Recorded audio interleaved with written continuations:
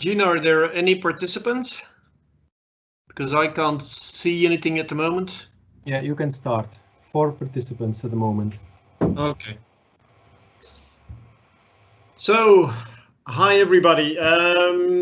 Welcome to the explanation about the applied computer science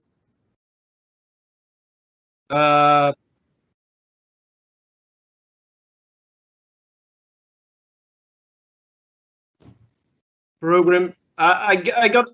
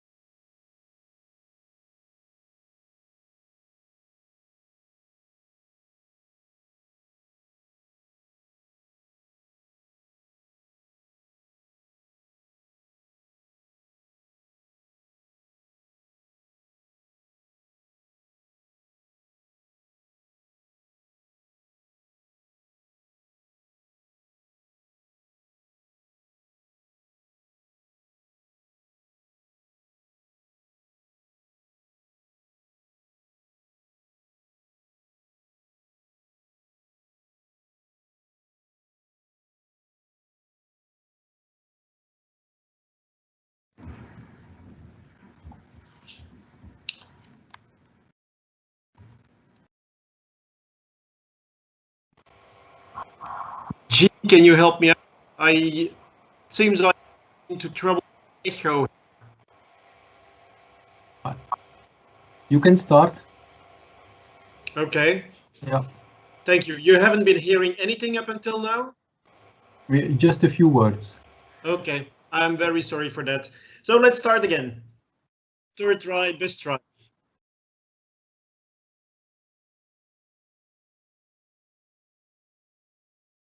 Gina, I'm getting a strange echo. I hear myself talking back, and that's very annoying. Yeah, I'm sorry, I can't help it.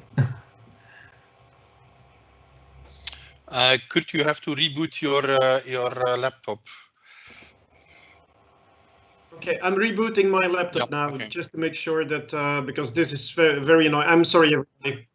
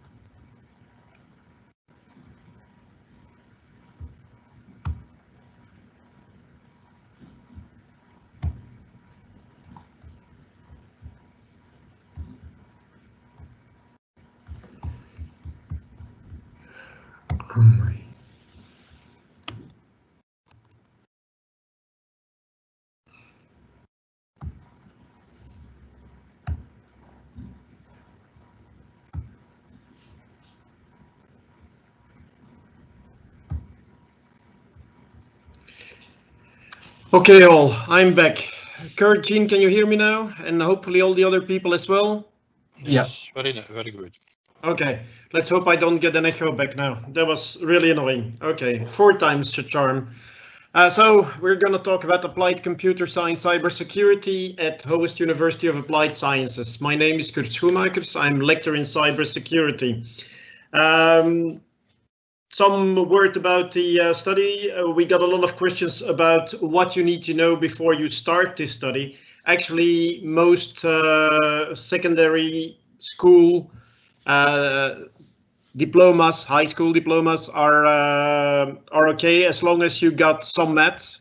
4 hours of math is preferable, and if you got some basics in IT, that would help as lot. But you don't need that. You'll get everything teach to you in the courses of cybersecurity. Let's go to the next page, which gives you a little bit of an overview of what you get in the cybersecurity bachelor. I will talk about offensive security like network and system pen testing, web pen testing, reverse engineering, and so on. We'll also talk about defensive security, web security, honeypots, Windows and Linux server security, and so on. And we'll also talk about security management. So all of this you'll get courses and labs. And of course, it's an applied computer science, so we'll have lots of labs and exercises on all of this. We'll go into some more detail of some of these later. Here you get, in a little bit more formal way, the program. It's 3 years. We also have a shorter program of 1 year for those people who are already followed university, have a bachelor, and only are interested in the cybersecurity, specific cybersecurity part. Then we have a specific shorter program of 1 year, about 1 year. It depends a little bit on how fast you do it, because you also can do it at home. On this program, you can see in gray all the specific cybercrime and security topics. And you can see there is, during the first year, it looks like there's not a lot of cybersecurity, but in everything that you follow during the first year, whether it be programming, e-business, problem solving, where you learn the cryptography fundamentals, you'll everywhere it will touch cybersecurity. The first year is a common basis, actually, that we normally use to give you the foundation to go into more detail in the second and third year in all the specific security topics. You can find this program online. If you have not already found it, or you want to get a link to it, you can just send me an email on my address, which is kurt.schoenmakers@howest.be. You also can just send it at info@howest.be, and they will find me, and I will forward you the address. So if we dive into a couple of the topics, well, it is about cybersecurity. Now, a lot of people ask, yeah, but cybersecurity, information security, ICT security, what's the difference? The difference is actually rather academic, and we won't bother too much about it. But if you're interested, cybersecurity actually covers everything in the cyber realm concerning security. It's all that you need to protect both your devices and your data and everything else in the cyber realm. While information security also talks about analog information, analog data, data on paper. It's not only in the cyber realm. And so there is a big overlap. The overlap is sometimes called ICT security. Like I said, it's pretty academic, because we'll talk anyway a little bit about physical security also during the courses when we talk about security management. So we'll basically we'll cover everything there. If we go to the next topic, which of course a lot of you are interested in, is cybercrime. And cybercrime, there's been ransomware is a good example, for instance. of cybercrime that we will learn about, but it will cover a lot of aspects of all sorts of crimes in cyberspace, from crimes to individuals, to companies and organizations, to crimes to or by, let's not forget that, government. Think about casual hacking, the hacks done to iCloud accounts, for instance, from famous Hollywood stars, or students hacking a company for fun. We'll teach you a little bit about that during the course as well. We'll teach you about ethical hacking, which means you don't just hack a company for fun without informing them that you are doing that and getting their approval. Also, fraud, trying to obtain money, is involved in cybercrime, but through cyber ways. Identity theft, scamming, computer viruses, already mentioned ransomware, DDoS attacks, where you're trying actually to block a system so that it can't respond anymore, botnets, spamming, phishing. Well, I could go on. Also cyberbullying, cyber terrorism, cyber spying. It's all in there. You'll learn about the legislation here, but not in a very tough way. You don't have to learn legislative texts and so on. It's more practical. You'll also learn about the technologies used and how to cooperate with the police force. How do you approach the police force? What can you do for them? How do you contact them? And so on. All of that you will learn in this course. If we then go to the next one, and that's actually one that you won't find in information security in most cases, it's the security, the industrial security, or security of industrial control systems, or operational technology compared to IT, like some people say. And that's all about what can happen in the worst case with industrial systems, and how do you protect them? What is good practice there? Can we find flaws in the systems, and can we somehow patch them or alleviate them or mitigate them in some way? For instance, a virus could try to infect an industrial PC because the office environment has been infected, and the virus finds its way through the network to the industrial floor and tries to infect one of the systems there. Chances are that system won't understand what the virus is trying to do, but might block, and if a machine blocks, all sorts of things can happen. So some industrial machines have legacy PC systems or dedicated hardware running. There are also some flaws like weak passwords or no passwords in some cases. So also these need to be protected in some ways. Think about this. This is a very important part that is not truly considered very much at this moment in the industrial world, but that will become a major problem because of some legislation on the European level. It's called the NIS, and you'll learn more about it in the courses. But attacks on production systems can cost human lives. E.g., for instance, a robot that goes berserk, but can also cause major disruptions and lives if the electricity grid or the rail network gets hacked and goes down. So industrial security is a very important part, and we're so lucky to have a very good lecturer there who can show you on all the machines. He's standing actually in front of these machines, and he can show you some good examples, tell of what is going wrong with these machines and how you can prevent these. If we then go to web pen tests, which you also will learn about, you learn about what web pen testing is, of course. A hint has to do with the web, and see if you can penetrate systems from the web, where you can, how good the web servers are, whether you can penetrate them, log into them, execute malicious code on them. So you'll talk about web authentication. You might already have heard about cross-scripting, which is executing dangerous code from a supposedly safe website. SQL injection. Somebody asked me on the session before, do you talk about SQL injection? Of course we do, of course.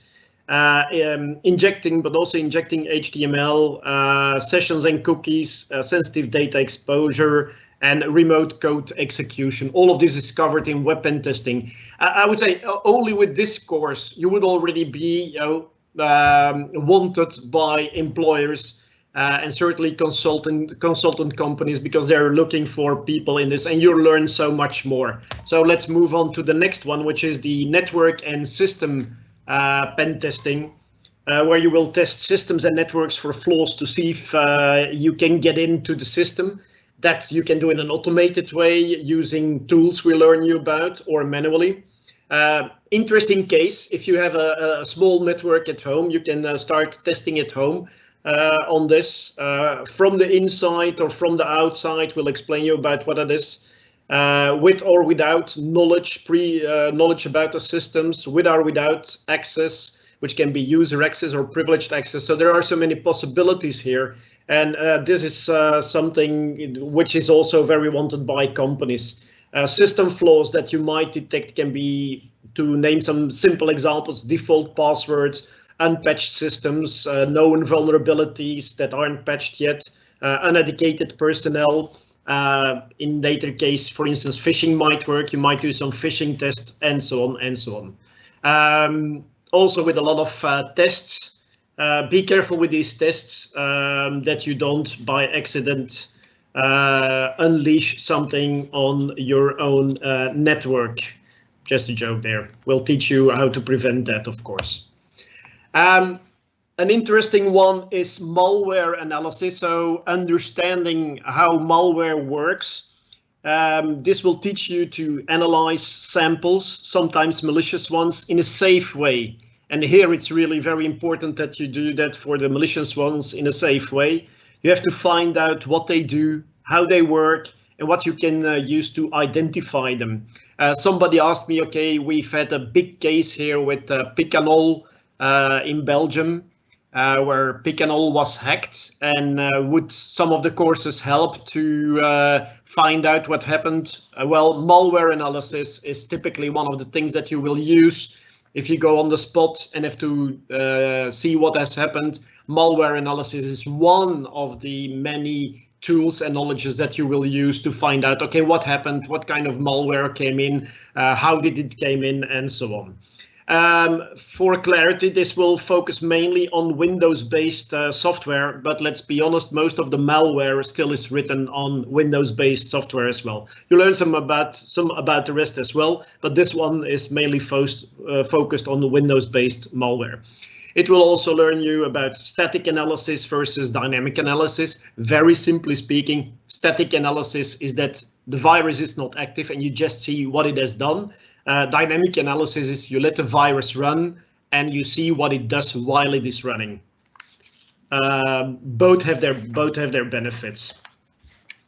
I would say talk to Tel the Nut, but he already had his presentation. Originally, I would have given my presentation at 1 o'clock, and then this would have could have referred to Tel's presentation, but he already did his presentation. There will be some recordings, and I don't know, but we might on this page, and now I'm being a little bit uncareful, but we might on this page have links to all the presentations, recorded presentations, so that you can come back and look at the presentations which you've not seen before. One of the other things that we talk about is forensic analysis, how to preserve, and this is where you cooperate actually with police forces. How do you preserve evidence, and how do you do an investigation of what happened? Where is patient zero? Very important in these corona times. How did he get infected, hacked, and so on? For those of you liking CSI, this is what all the people in CSI seem to be able to do, but actually it's a specialization. There are only very dedicated people who are able to do this forensic analysis, because you have to be able to do an analysis of the memory, of the network, of the physical media, the volume, the file system, and also application analysis. You'll go through the whole forensic process. Learn all about the analysis of the aforementioned systems, and this will be on Windows and on Linux. And you will do some live forensics and data acquisition. If we then look, and this is actually following up on malware analysis a little bit, reverse engineering is actually advanced malware analysis, where you're really gonna dissect programs and software with one important purpose, that is to understand exactly what happened when this software was running. If you want to hear it in the words of Wikipedia, it says in a little bit convoluted way, reverse engineering is the process of discovering the technological principles of a device, object, or system through analysis of its structure, function, and operation. But for us, simply the goal is to become familiar with the different ways of that a malware works and of doing reverse engineering. We'll learn you about some ins and outs, some tips and tricks, and it's about purely Windows code. And we will do a disassembly of code, which is static, and we'll do some debugging. So run the virus in debug mode if you want to see its dynamic behavior. Then about cryptography, which is, by the way, my favorite topic. So I could probably go on for quite an hour or hours about this, but I'll keep it very brief in view of the time. Cryptography helps you understand and apply how to code and decode messages. We'll do that very practically. Hash messages and verify. So see if somebody tampered with messages. But also sign and verify messages. So you learn everything about digital signature. We'll learn about symmetric and asymmetric algorithms. You'll learn how they work, and you'll learn even how, for those of you who know that, how an asymmetric algorithm like RSA works. And it's not all that complicated. We'll give you a lot of tools to help you there, and you will practice with them yourself. You'll also learn about key management. So it's very interesting to be able to code, but how do you give somebody else a key, and how do keys work with symmetric and with asymmetric algorithms? All of that you learn during this course. Of course, which some people might think, oh, do we have to know about that as well, is information security management.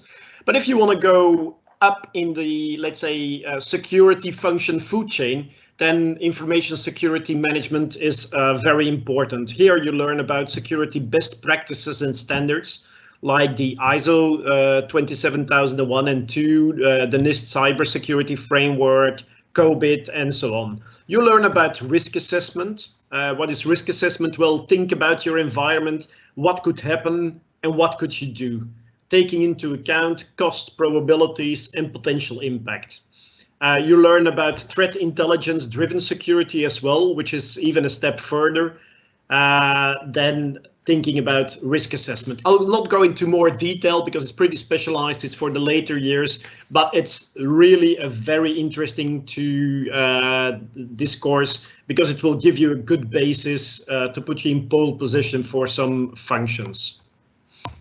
You'll also learn, and that's the last one that I'll talk about data privacy and some of the legislation around it. You'll talk about IT and intellectual property, so IPR, rules for electronic business, proven digital signature, ICT contracts, privacy, GDPR, the General Data Protection Regulation. Why is that in place? What is it about?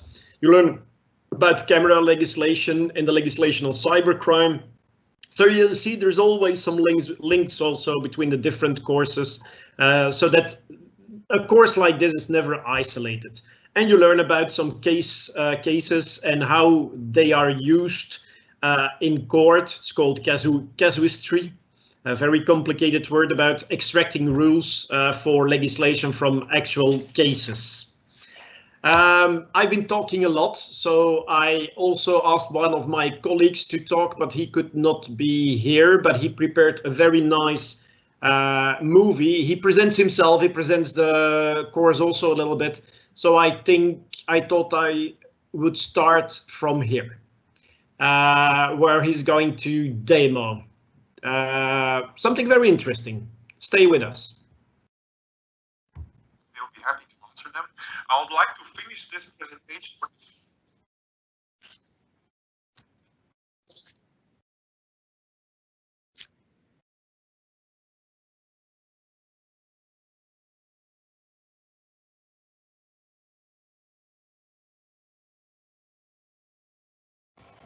Kurt, we have no sound of the movie, so I think we will share it later then.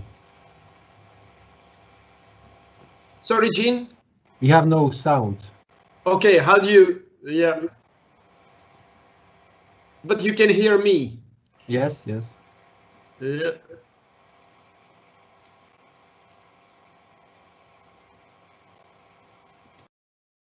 Shouldn't the sound normally have come through automatically? No, I don't think so. It uses your microphone, but we can share the video on our webpage later.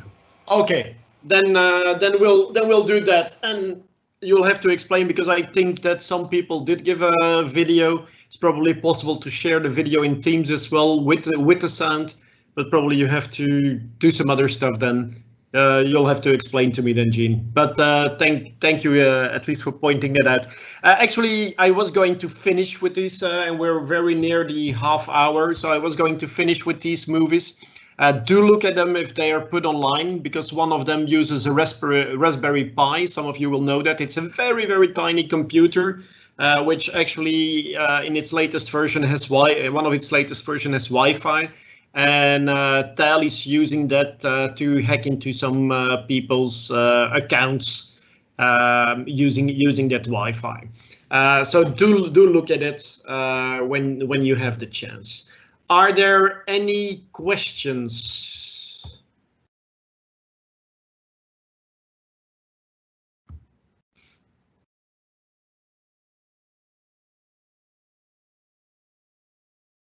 Gene? I actually think it's... There are no questions. No. Okay. Then I think I'll thank you all for your attention, and hopefully we'll hear more from you. Give me or one of the other people a call. There's still time till 4 o'clock to contact us and ask your questions. Talk to you all soon. Bye-bye. Thank you.